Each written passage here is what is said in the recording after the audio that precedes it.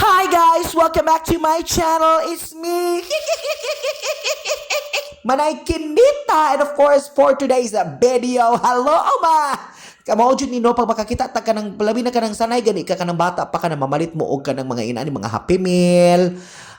Kani, pag makakita dyan kag dulaan mo, gawas yung gihapon ang imong pagkabata in heart or kanang basta mo gawas kay mo pagkabataon ba. So karon ako diri sa McDo nakakita ko aning dulaan nga ilang gi kuan diri sa ilang Happy Meal kana mga dulaan mo mga Barbie nga dagog ulo.